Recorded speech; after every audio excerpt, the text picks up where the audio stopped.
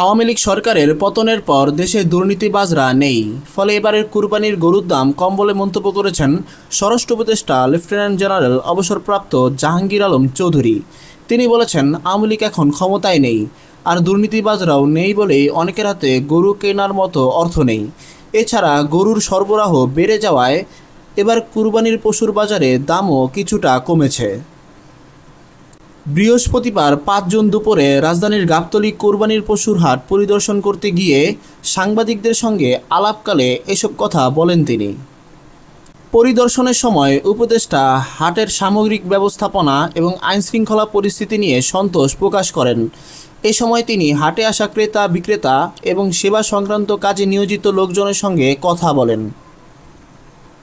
উপদেষ্টা বলেন, আইনশৃঙ্খলা পরিস্থিতি স্বাভাবিক রয়েছে, ট্রাফিক ব্যবস্থাপনাও নিয়ন্ত্রণে আছে। সবাই সহযোগিতা করলে ঈদ উপলক্ষে ঘরমুখ মানুষের যাত্রা আরও স্বস্তিদায়ক হবে। ঈদ যাত্রায় যাত্রীদের কাছ থেকে টিকিটের অতিরিক্ত দাম নেওয়া হচ্ছে এমন অভিযোগের বিষয়ে জানতে চাইলে উপদেষ্টা বলেন, এখন পর্যন্ত কেউই এই বিষয়ে আমার কাছে কোনো অভিযোগ করেনি। অভিযোগ এলে অবশ্যই তা গুরুত্বের সঙ্গে দেখা হবে।